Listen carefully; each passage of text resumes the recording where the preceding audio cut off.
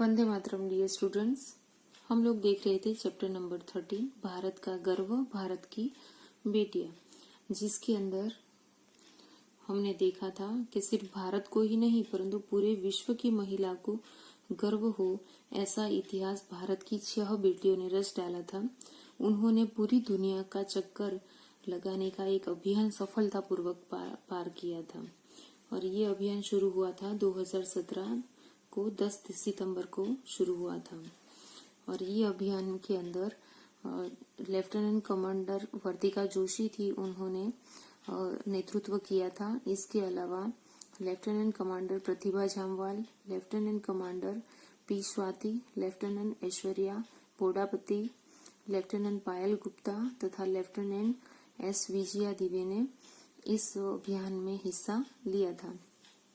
इस अभियान में जिस बोट का इस्तेमाल हुआ था उस बोट का नाम था INSV तारिणी, जिसके साथ ये अभियान पूरा सफलतापूर्वक पार हुआ था। और ये अभियान का नाम रखा गया था नाविका सागर परिक्रमा। ओके, ये परिक्रमा करते हुए वक्त उन्होंने 4 महाद्वीपों, 3 महासागरों तथा 2 भूमध्य रेखाओं को उन्होंने पार किया था।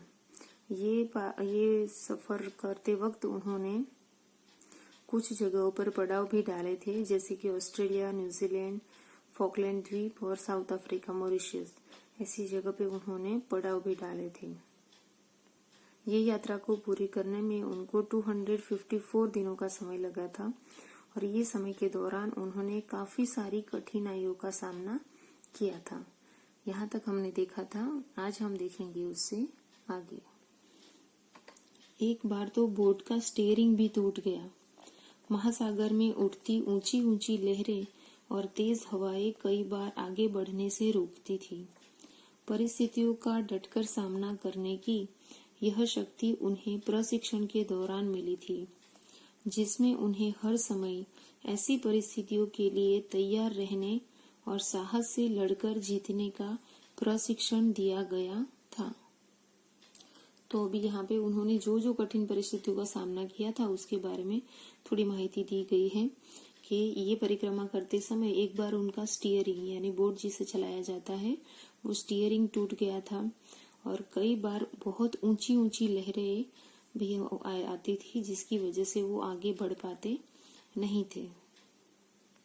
और ऐसी परिस्थितियों से लड़ने की शक्ति उनको उनका जो प्रशिक्षण हुआ था यानी उनकी जो ट्रेनिंग हुई थी, उनका अभ्यास हुआ था, उसके दौरान उनको ऐसी परिस्थितियों से लड़ने का सामना करने की ट्रेनिंग मिली थी। नेक्स्ट पैराग्राफ में देखेंगे, भारत के लिए यह अभियान बहुत विशेष था। यह विश्व की पहली ऐसी जल यात्रा थी जिसमें चालक दल के सभी सदस्य महिलाएं थी और पूरी तरह भारतीय तकनीक से बनी समुद्र बोट INSV तारिणी से इस साहसिक कार्य को पूरा किया गया था। यह इतिहास रचकर भारत की बेटियों ने पूरे विश्व को भारत की क्षमता और ताकत का ऐसा परिचय दिया है जिससे नारी शक्ति का उदाहरण मिलता है। और क्या बताया है इस पैराग्राफ के अंदर कि यह अभियान भारत के लिए बहुत विशेष था। तो क्यों भारत के लिए विशेष था? क्योंकि यह अभियान विश्व की पहली जल यात्रा थी।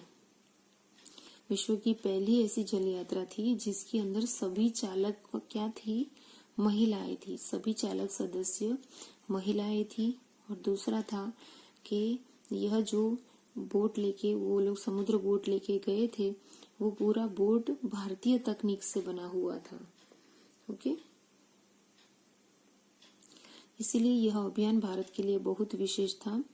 इस अभियान द्वारा भारत की बेटियों ने पूरे विश्व को भारत की क्षमता का अर्थ होता है योग्यता, तो भारत की योग्यता और ताकत का परिचय दे दिया। इस यात्रा का उद्देश्य गहरे समुद्र में प्रदूषण की जांच करना तथा रिपोर्ट पेश करना, भारतीय मौसम विज्ञान विभाग को मौसम के पूर्वानुमान की सही जानकारी प्रदान करना, समुद्र और लहरों से संबंधित महत्वपूर्ण तथ्य नियमित रूप से उपलब्ध कराना तथा नवीन जानकारी देना था। आपको ऐसा लगेगा कि इतनी बड़ी लंबी यात्रा करने का उद्देश्य क्या था, तो किस उद्देश्य से यह लंबी यात्रा की गई थी। तो ये यात्रा के दौरान उन्होंने समुद्र की प्रदूषण की जांच की तथा उनकी रिपोर्ट को उन्होंने पेश किया। और भारतीय मौसम विज्ञान है, उसके अंदर मौसम के पूर्वानुमान का अर्थ होता है पहले से लगाया जाने वाला अंदाजा। तो उसके बारे में भी उन्होंने जानकारी प्रदान की। और समुद्र की लहरों के संबंधित भी जानकारी थी जो नियमित रूप से उपलब्ध कराया इन्होंने, और नई जानकारी उनके द्वारा मिली। साथ ही राष्ट्रीय नीति के अनुरूप महिलाओं का उनकी आंतरिक शक्तियों के माध्यम से सशक्तिकरण करना तथा भारत में महिलाओं के प्रति सामाजिक सोच में बदलाव लाने का प्रयास करना भी था। तो इस यात्रा के हम लोगों ने उद्देश्य देखे तो मौसम के बारे की जानकारी के बारे में, समुद्र के बारे में जानकारी के बारे में, समुद्र की प्रदूषण के बारे में जानकारी के बारे में, ये तो उसके उद्देश्य थे ही। उनके साथ साथ उनके उद्देश्य थे कि महिलाओं के अंदर जो आंतरिक शक्तियां छुपी हुई है वो शक्तियों के माध्यम से सशक्तिकरण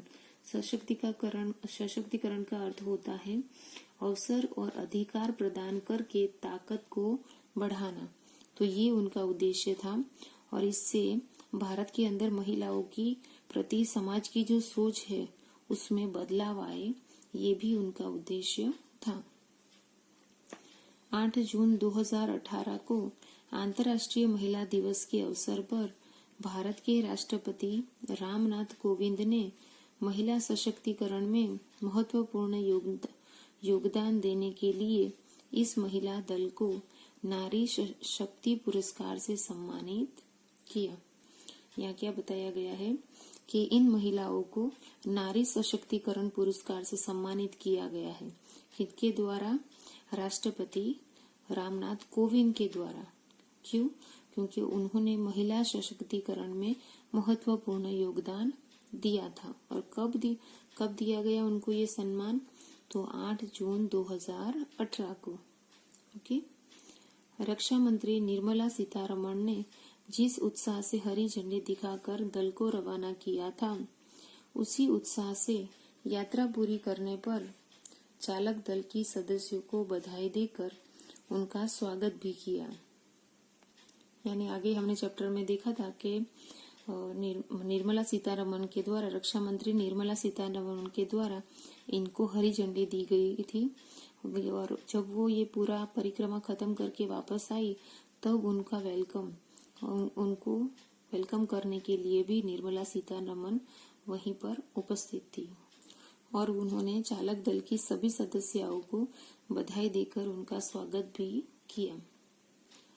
चालक दल ने अपनी पहली ही उपलब्धियों को जिस आत्मविश्वास से पूरा किया वह प्रशंसनीय है और हर भारतवासी को गर्व से भर देता है। अदम्य साहस के इतिहास रचने वाली भारत की बेटियों के जज्बे को सलाम।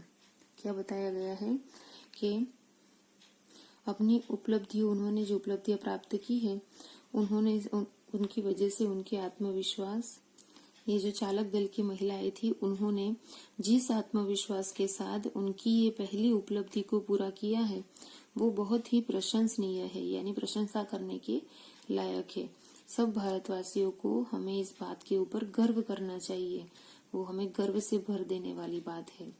तो उनके इस अदम्य साहस को, यानी जिसको दबाया न जा सके ऐसे साहस को रचने वाली इस भारत की बेटियों के जज्बे, यानी उनकी भावना को 100 सलाम।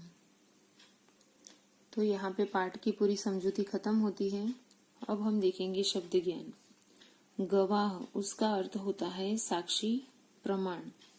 वीरांगनाओं, उसका अर्थ होता है वीर महिलाओं। अपितु, उसका अर्थ होता है बल्कि, किंतु। अभियान यानी मुहिम। शुभकामनाएं यानी मंगल कामनाएं, बधाइयां। नेतृत्व यानी अगुवाई संचालन, जोखिम यानी खतरा, भूमध्य रेखा यानी विषुववृत्त रेखा,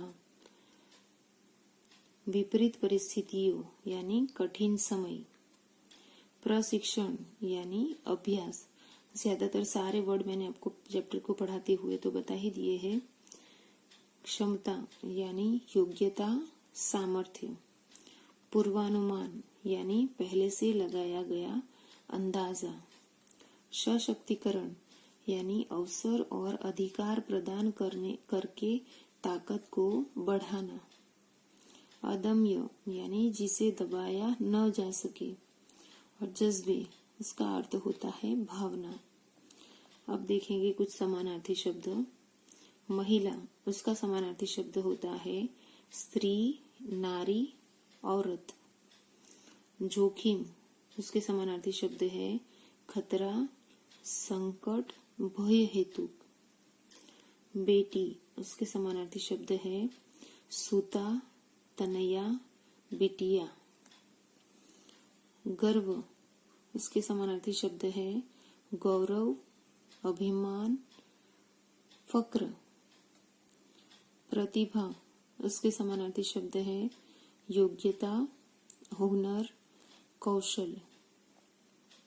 धैर्य, उसके समानार्थी शब्द है धीरता, धीरज और सब्र।